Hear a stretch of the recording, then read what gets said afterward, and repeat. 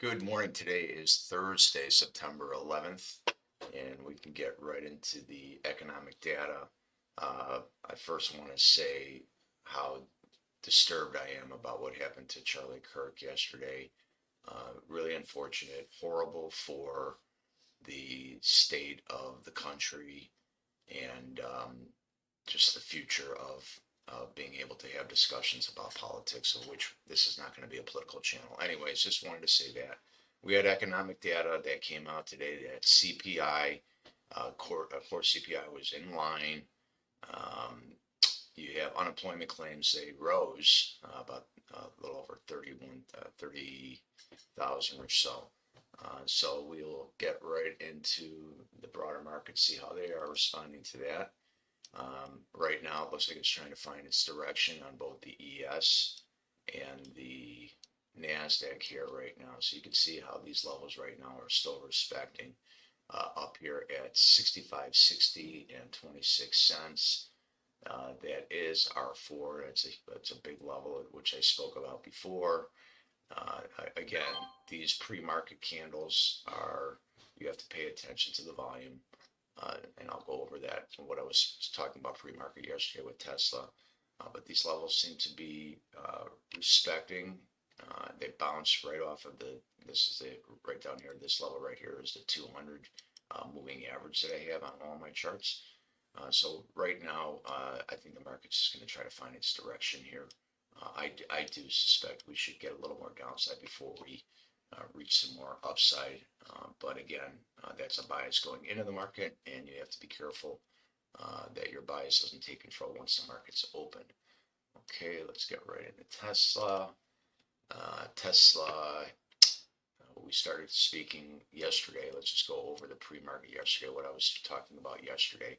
We were looking at these candles here, pre-market here, comparing these candles to the previous day's candles, right in here.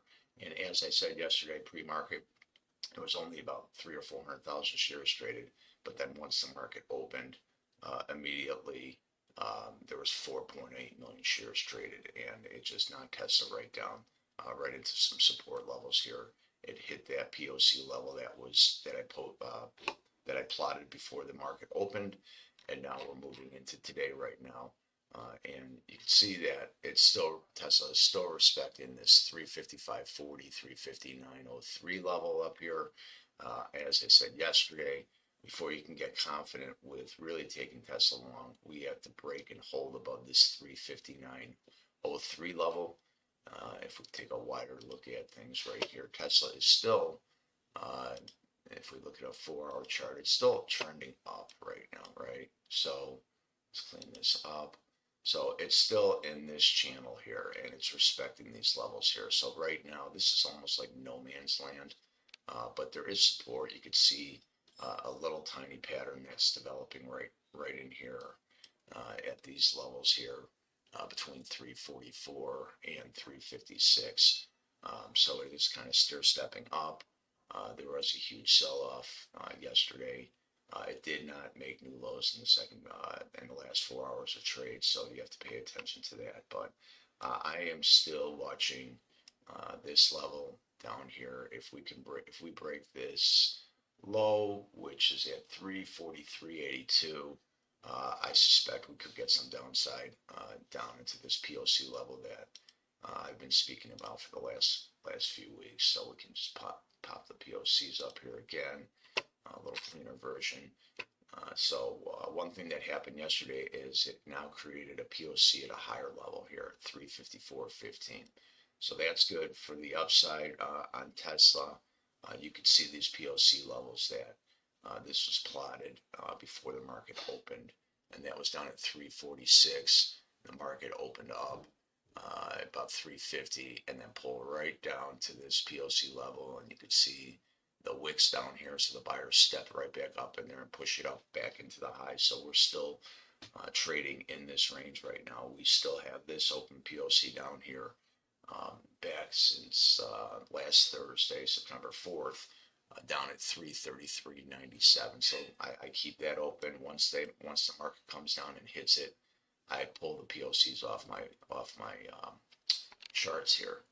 So now we can go into yesterday with the 5-minute opening range trade that we typically do. So if we look at yesterday's 5-minute opening range trade, we buy puts if the market breaks below the first 5-minute range here, and this red line here is the low, and the green line is the high.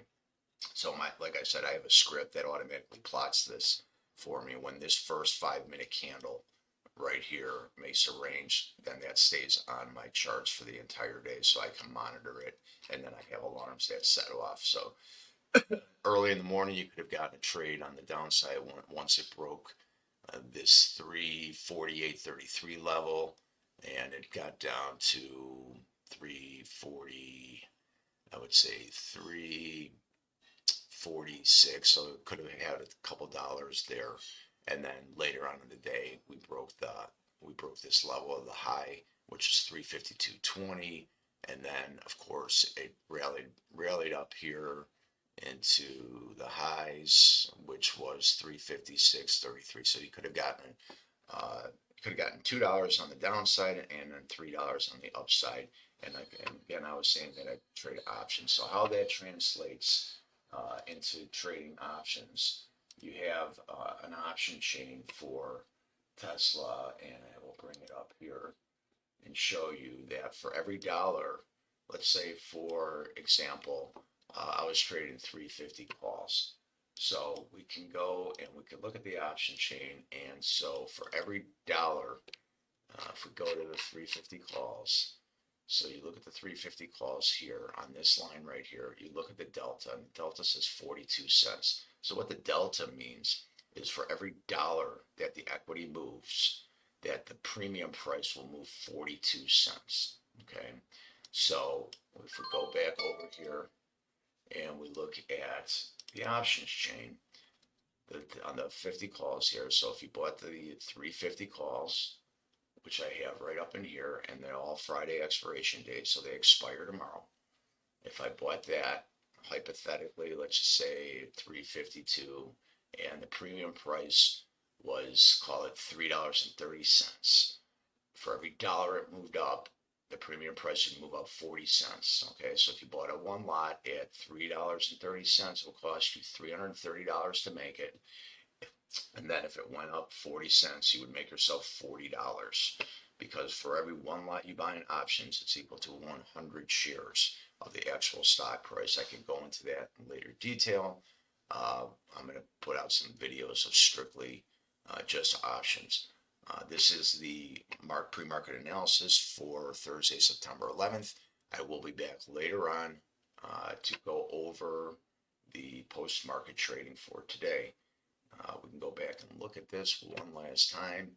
We can see that in pre-market here again, there is, the candles are big, but if we go back over here and we look at the volumes of these candles, they are not, there's about 30,000 shares traded right now though, so there's not a lot of volume in there whatsoever. The same thing that happened yesterday, so we have to watch the market open, and then we have to trade what the market is going to show us. Okay, please like this video and subscribe to the channel, and I will be back later on for the post-market review. Thanks everybody, and have a great trading day.